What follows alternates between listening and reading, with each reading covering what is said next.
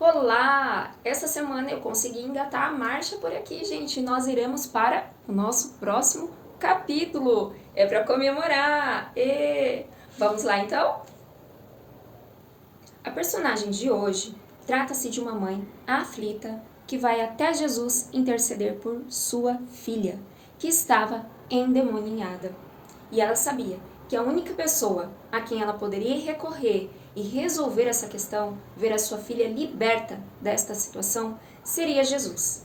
Esta passagem ela é muito conhecida e hoje nós leremos dois evangelhos que trazem essa mesma história. E cada um deles vai trazer alguns detalhes, algumas observações que cada leitor fez, que vai nos ajudar a compreender um pouco mais e a ter mais detalhes a respeito desta conversa que a mulher tem com Jesus.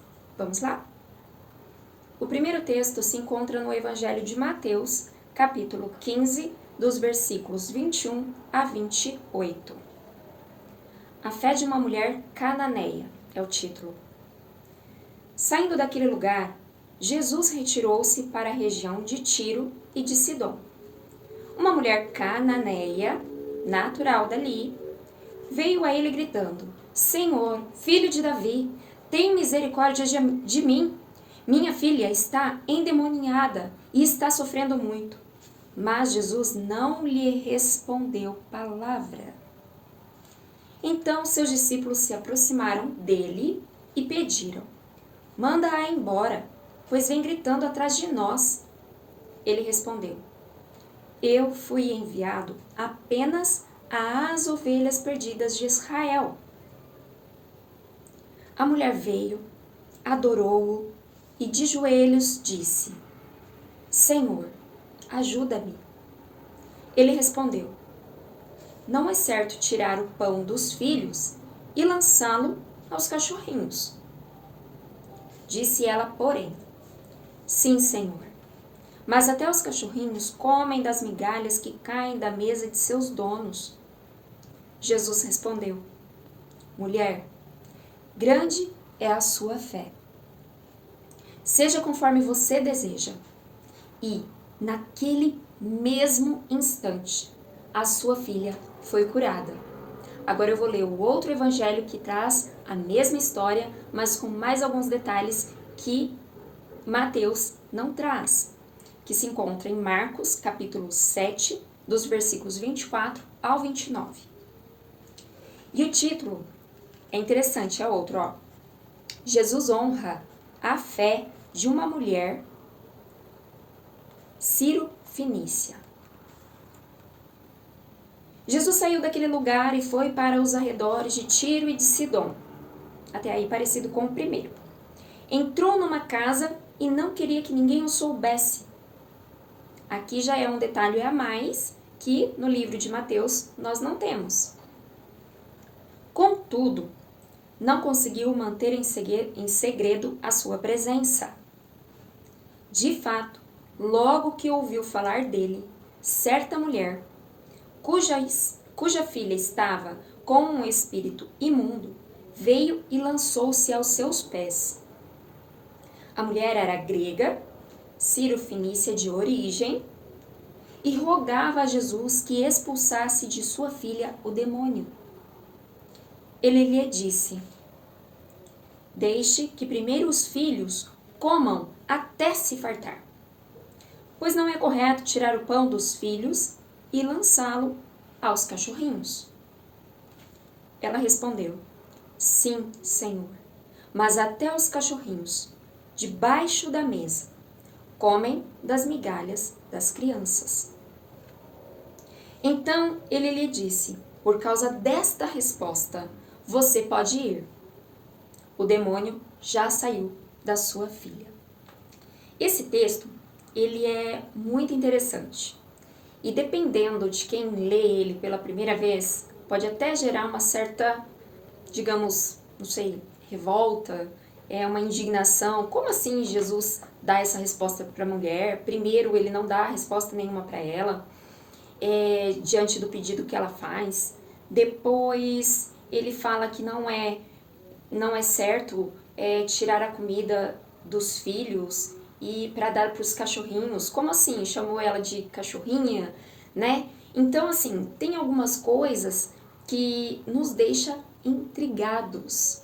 Porém, no final, Jesus concede o que aquela mulher havia ido pedir a ele, né? E quando ela vai até ele, ela já vai crendo que ele teria total possibilidade de libertar a filha dela do espírito maligno que estava nela. E aí, hoje eu vou trazer mais alguns detalhes, utilizando o próprio texto, né, partes do capítulo da escritora, porque eu achei muito interessante. Cada vez que a gente vai ouvir um pregador, né, seja ele pastor, pastora, alguém que vai falar da palavra, cada um tem a sua forma não de interpretar somente, né? Mas a sua visão, a sua forma de entender, com base em estudos que fizeram, enfim, várias coisas, e trazem vários pontos de vista a respeito de um mesmo texto. E aqui a escritora fala sobre isso também, e ela até cita que por muitas vezes ela lendo este texto, ela também ficava intrigada com o posicionamento que Jesus teve inicialmente para com esta mulher.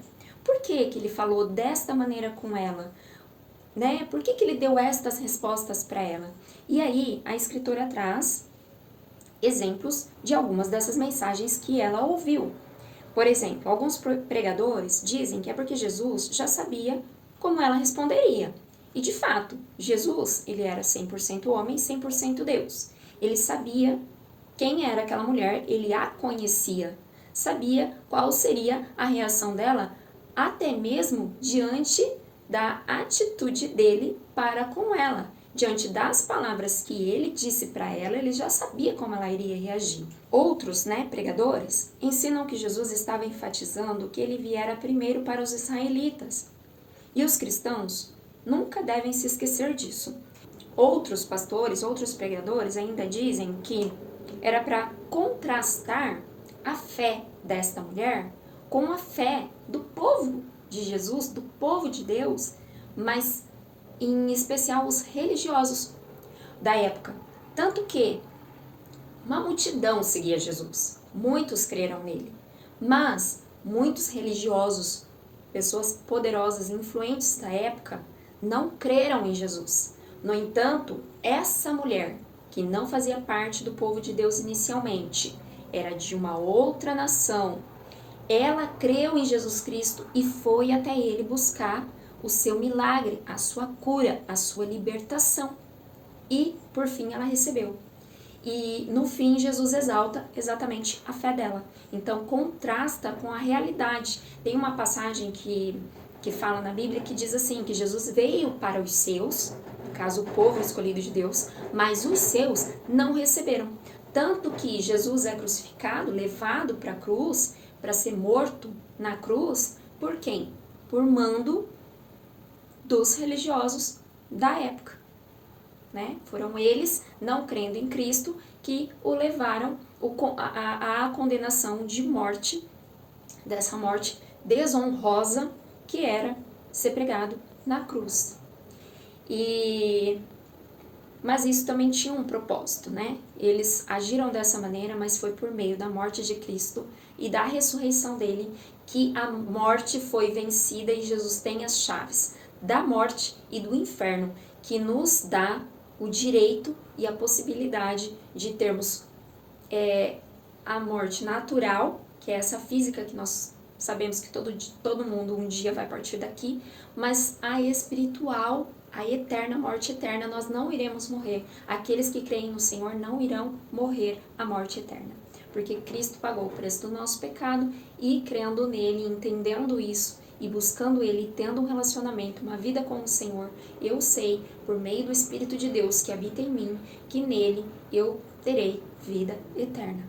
Então, temos essa perspectiva também, né? Essa ênfase de mostrar a diferença da fé de uma pessoa que era gentia contra a fé de muitos israelitas. E aí, ela comenta, né, que foi muito confuso para mim, palavras dela, quando ouvi sermões tão diferentes sobre a mesma história. E, gente, isso que é o legal da palavra de Deus. Eu mesma posso ler esse mesmo texto por diversas vezes, em momentos diferentes da minha vida, e ela falar comigo de uma forma diferente em cada uma dessas vezes que eu vier a refletir sobre esta palavra. Porque Deus, a palavra de Deus é viva e é eficaz, e ela vem, e ela fala com a gente, e ela nos traz novidade. Ela é viva, ela vem e trabalha a nossa vida de tempos em tempos de maneiras diferentes, de acordo com o momento que nós estamos. Então ela fala isso, né? E ela concluía que se tratava principalmente de conjecturas, de pontos de vista, né? E aí ela ouviu um determinado pastor, não sei se eu vou pronunciar corretamente, tá? Mas é Joseph Prince. E aí ela diz assim: a revelação que ele recebeu explica melhor a resposta de Jesus. No caso, para ela fez muito sentido, para esse pastor, essa explicação que ele traz fez muito sentido. E para mim, lendo, a explicação que ele traz também faz muito sentido. Porque, voltando, a resposta de Jesus para essa mulher não é normal. E dependendo de quem lê essa palavra, que não conhece o Senhor, pode até se revoltar realmente com a resposta que ele dá para ela. Mas vamos entender o que está por trás disso.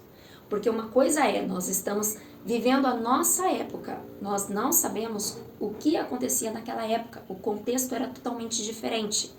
Então, esse pastor traz algumas explicações que traz muita clareza pra gente e ao final faz total sentido. Então eu vou me prender realmente a esta explicação que ela traz porque foi muito legal. O pastor Prince explicou que o título que a mulher cananeia estava usando para Jesus era um termo explicitamente judaico. Ou seja, quando ela vai atrás de Jesus, qual é a frase que nós vemos que ela diz para ele, para chamá-lo, para chamar a atenção de Jesus? Ela fala assim: filho de Davi, tem misericórdia de mim, lembra? Esta frase, filho de Davi, não era uma frase que outras culturas usavam em referência ao Messias judeu. Então, tipo assim, Jesus volta, ele sabia quem ela era, ele sabia o que ela queria, ele sabia o que ela esperava dele. E sabendo quem ela era, ele sabia que ela não era judia. Então, como não sendo judia, ela está se referindo a mim como filho de Davi. Se essa é uma frase que os judeus utilizavam para Jesus. Então, começa por aí. Por que ela está falando assim? Por que ela está indo até Jesus utilizando esta frase?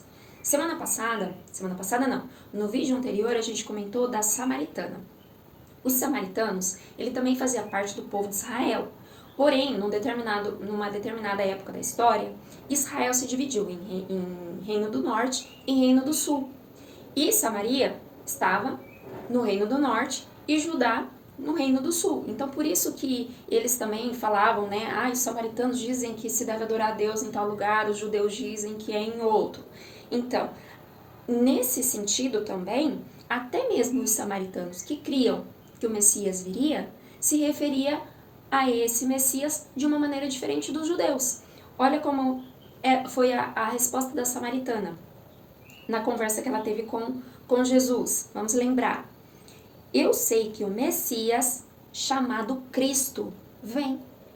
Então, os samaritanos se referiam ao Messias como Cristo e criam que Jesus viria, porque Jesus é o Messias, Jesus é o Cristo, Jesus é o filho de Davi, é o que vem da linhagem de Davi, né? E que ocuparia o trono de Davi, que é uma promessa que Deus fez para o próprio rei Davi. Então, nessa frase que ela utiliza, Jesus, no início ali, quando ela fala essa frase para ele, o que ele faz? Ele não responde palavra. Quer ver? Vamos ler lá novamente, rapidinho. Senhor, filho de Davi, tem misericórdia de mim. Minha filha está endemoniada e está sofrendo muito. Mas Jesus não lhe respondeu palavra. Então fica aí essa observação. Ela, como uma cananeia, não era costume do povo dela se referir a Jesus com esta frase, tá? Aí a observação que esse pastor traz é que ela, como gentia, alguém de outro povo, poderia ter temido que Jesus a recusasse por ela não ser judia. Então ela tomou a decisão de se aproximar de Jesus de uma forma enganosa. Ela não foi como ela era, revelando quem ela era realmente. Ela pode ter tentado se passar por uma judia para alcançar o milagre sobre a vida da filha. Então o desespero que estava no coração dessa mãe foi grande. E ela foi para a pessoa certa, só que da maneira errada. E muitas vezes a gente vai para Deus também, que é a pessoa certa, porém de maneira errada. Fica aqui uma observação para mim e para você. Ela estava disposta a fazer qualquer coisa para que sua filha então fosse curada. Em vez de arriscar a rejeição por causa da sua etnia, seu plano era enganar Jesus e manipulá-lo para curar sua filha. Ela chamou Jesus por um título que provava sua crença de que ele era o Messias, mas era um título usado exclusivamente pelos judeus. Então, Jesus ele silencia e ele não entra no jogo dela.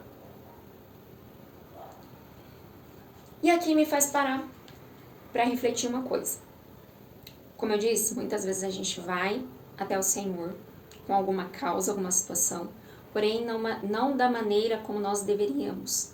E muitas vezes o Senhor não nos responde. Será que, em partes ou em alguns momentos, algumas situações, o silêncio do Senhor não é para tratar o meu e o seu coração a respeito das orações que nós temos levado até Ele por causa da nossa intenção ou por causa de algo que nós estamos ocultando, deixando de lado e não querendo tratar, não querendo trabalhar, mas só querendo receber os benefícios do Senhor? E aí Ele se cala, e nesse silêncio que Ele acaba tendo comigo e com você, de não nos conceder resposta, de certa forma é uma resposta porque Ele está revelando as intenções do nosso coração. Pensa nisso. E aí tá, vamos seguir.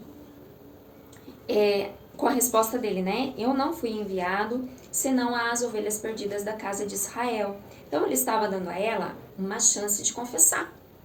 Ela sabia o que estava fazendo. Jesus sabia o que ela estava fazendo. E aí ele toca nesse assunto. Eu não fui enviado senão às ovelhas perdidas da casa de Israel. Presta atenção, gente. Ele está falando para ela, ó, eu vim para o povo de Israel. Né? Então ela sabendo que ela não era judia, ela não, né? Dá para entender, olha. Ele pode ter percebido que eu não sou judia e ele está enfatizando isso para eu saber e para me dar a possibilidade de me revelar. Só que detalhe, Jesus não estava sozinho, tinham os discípulos e assim como ela foi até ele, a multidão que soube onde Jesus estava também estava lá. Então estava um tropé, né? Aquele monte de gente, como sempre, atrás de Jesus. Ele a deixou saber que não foi enganado e que sabia que ela não era israelita.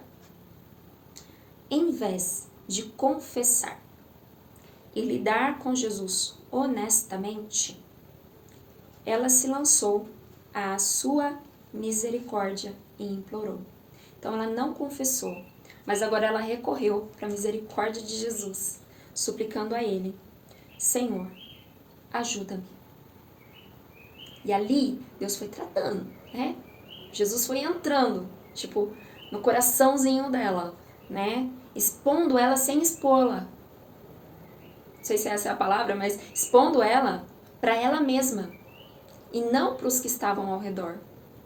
Ele deixou claro que ela não, para ela, porque a conversa era entre os dois, que ela não era israelita. E ela sabia disso. Mas ele não falou pro povo, ó, essa mulher aqui não é israelita coisa nenhuma não. Ela tá usando essa frase para ganhar benefício, mas ela não faz parte do nosso povo. Jesus não fez isso e não é algo que ele faz. Isso não é de Jesus. Mas ele continua da forma sábia que ele sabe lidar com a gente, trabalhar na vida dela. Aí, deixa eu ver qual é a próxima parte. Tá. A frase polêmica, eu acho. Não é bom pegar o pão dos filhos e lançá-los aos cachorrinhos. Aí vamos entrar para esse detalhe, né, que o pastor comenta aqui. Ele usou o nome depreciativo que os judeus, ou seja, contexto da época, vamos lembrar aqui, que os judeus usavam para se referir ao povo dela, aos cananeus. Ele estava dizendo a ela que não a ajudaria sob os pretextos que ela queria. Não com a intenção que estava no coração dela. Agora, o teste era como ela responderia diante disso. Ofendida? Magoada? Talvez até a negação e a insistência em fingir ser judia por medo de ser rejeitada. Foi aqui que seu coração então foi revelado. O Senhor expôs ainda mais, que ele sabia quem ela era, sem dizer que sabia. E ela desconfiou então que foi exposta, né? Não havia como enganar Jesus fazendo-o acreditar que ela era judia. Entretanto, ela perseverou no que então? Lhe restou a fé. Primeiro, ela vai e busca ele, chama atenção. Recorre para ele como filho de Davi, que de fato ele era, reconhecendo que ele era isso, né? O Messias, o enviado de Deus. Num outro momento aqui, ela clama por misericórdia. Senhor, ajuda-me. E depois de mais um pouquinho, ela recorre à fé. Ela mostra a sua fé. Ela queria que sua filha fosse curada e sabia que era ele quem poderia ajudar. Então ela engoliu o orgulho, humilhou-se e falou com fé. Ela respondeu com as palavras que ficaram famosas em todo o mundo, que faz parte dos textos que nós lemos. Sim, Senhor. Mas até os cachorrinhos comem das migalhas que caem da mesa de seus donos. Tipo assim, sim, Senhor, eu sei que eu não faço parte do seu povo, mas até mesmo num contexto familiar, que a comida tá ali, né, acontecendo, a família se alimentando, se cair algo para os seus bichinhos, eles comem dessas migalhas que caem no chão. Eu sei que eu não faço parte do seu povo, mas o pouquinho que restar, isso eu quero, para que a minha filha seja liberta, para que minha filha seja curada.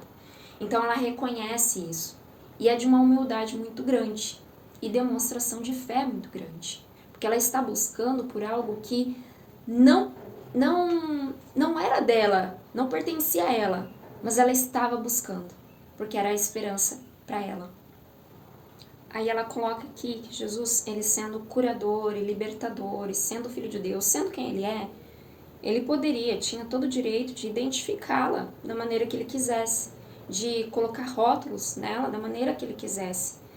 Mas esse não é o perfil de Jesus. Ele nos conhece por dentro. Ele sabe qual é a nossa verdadeira identidade. E até mesmo aquela cananeia é obra das mãos do Senhor, é criação de Deus. E também reflete a glória de Deus. Ela não fazia parte do povo de Deus que ele se revelou inicialmente. Mas tudo que Deus já havia revelado para o seu povo e Jesus também estava revelando, também era para ela. Talvez não naquele momento, mas ela, por meio da fé, recebeu naquele momento. Tá? Tanto que tem uma passagem que fala assim, que Jesus, né, em Atos, que Jesus, depois de morrer, ressuscitar, enviar o seu Espírito para os seus discípulos e para muitos que o seguiam, eles, cheios do Espírito Santo, Deus fala, né, vão em toda a Judéia, aliás, por Jerusalém, Judeia, Samaria e até os confins do mundo. Então a palavra de Deus não era para ficar restrita somente ali naquele momento, mas havia um tempo apropriado, oportuno, para que aqueles que receberam essa palavra, depois que Jesus subiu ao céu, fossem os que levariam aquela mensagem que Jesus tinha trazido para eles. E aí essa mulher, fora de tempo, né? Não foi depois que Jesus morreu, mas enquanto ele estava ali, por meio da fé que ela teve nele, recebeu então o seu milagre. E aí Jesus a elogia: mulher, grande é a tua fé. E aí ela fala aqui, né, que embora os evangelhos de Mateus e Marcos nos contem essa história, nenhum deles realmente nos dá um contexto emocional para a cena. Então por isso que tem esses pontos, né, de vista, assim, o que Jesus quis enfatizar foi isso, foi aquilo outro, foi essa visão e essa interpretação que este pastor trouxe. Também eu vejo que foi tudo isso. Foi para mostrar que Deus é um Deus que veio para todos, que para revelar a diferença da fé que o povo dele tinha em relação a ele, para a fé que o povo que não pertencia a ele inicialmente, mas viria a pertencer depois, tinha nele, que sendo do povo dele, tinha o direito de receber todos os milagres, curas e bênçãos que Deus tinha preparado e tinha disponível para o povo dele, mas que os outros povos também, crendo em Jesus, receberiam essas bênçãos também, tomariam posse dos milagres do Senhor também. E aí aqui ela comenta, né, que ela pensa que Jesus ficou encantado. Eu já não acho que Jesus ficou encantado, porque eu acredito que ele, sabendo de todas as coisas, ele não se surpreendeu com aquilo. Pelo contrário, ele sabia exatamente como lidar com ela e extrair desta mulher o melhor. É isso que eu acredito que Jesus faz comigo, da maneira como ele lida comigo. É para extrair o melhor de mim, o melhor que há em mim, para que eu possa refleti-lo. E para que tudo que vier a acontecer na minha vida seja para a glória dele, não para minha. E eu acredito que é isso que Jesus também faz. Como um pai lida com o seu filho, se tiver 2 filhos, por exemplo, com um ele vai agir de uma forma, porque tem um temperamento, tem uma personalidade, tem um jeito, né, de você se relacionar com aquele filho. O outro é outra pessoa, é outro indivíduo, é outra identidade, tem outras características peculiares que ele tem. Então esse pai vai lidar com o outro em alguns aspectos de maneira diferente, porque ele vai lidar especificamente com cada um da maneira que cada um necessita. Deus, como pai, comigo, com você, faz a mesma coisa. Então Jesus, ele sabia como ele poderia lidar com esta mulher, e é por isso que ele age com ela dessa maneira. Mas a gente pode ver a maneira como ela chega e a maneira como ela sai. Como Jesus vai tratando e mostrando para ela a identidade que ela tem. Não precisa se esconder, não precisa fingir quem você é. Você pode vir até mim da maneira que você é, porque eu sei quem você é. Você não vai esconder nada de mim, eu sei tudo a teu respeito. Então, seja sincero com o Senhor nas suas orações. Aqui eu já trago pra gente ser sincero diante de Deus, né? Ser honesto, ir para Ele, diante dele, com o coração aberto. Não tem, diante do Senhor não tem máscara, não tem nada diante dele que fique escondido, que fique oculto. Tudo é revelado diante dele. Eu posso até não abrir, expor tudo, mas ele sabe tudo a meu respeito. E conforme eu vou conversando com ele, ele vai deixando isso claro para mim. Quem eu sou, quais são as intenções do meu coração, né? Vai trabalhando minha fé para ver até onde eu vou, ou se eu vou ficar ofendidinha com Deus porque não tá me respondendo, porque não tá fazendo do jeito que eu quero, tipo filho mimado, né? Então, Jesus sabe como lidar com a gente, né? E ele lida da maneira correta. Para quê? Tem um outro versículo que diz que todas as coisas cooperam para o bem daqueles que amam a Deus. Então, todas as coisas cooperam na nossa vida, seja algo que me agrada ou desagrada, para que eu possa viver o melhor que Deus tem para minha vida. Porque todas as coisas cooperam para o bem, é para o meu bem. Não é para me destruir, não é para me desanimar, não é para eu ficar triste, Não. É para eu me alegrar, é para me fortalecer minha fé, minha perseverança, minha confiança, minha dependência naquele que preciso, que é o Senhor. Então todas as coisas cooperam para o meu e para o seu bem, até mesmo e principalmente aquelas que vão contra os desejos do nosso coração, para Deus ir tratando e afinando a nossa vontade com a vontade dele, para que nós possamos de fato sermos plenamente abençoados. E assim, sendo abençoados, a glória vá para o Senhor. A gente reconheça que tudo o que nós temos e recebemos vem do nosso Criador, vem do nosso Pai. E aí a gente glorifica Ele, dá graças a Ele, fica com o coração e vive uma vida grata, em gratidão ao Senhor. Porque tudo coopera para o nosso bem, tudo é dele e é para ele, é para honrar, para glorificar o Senhor, tá?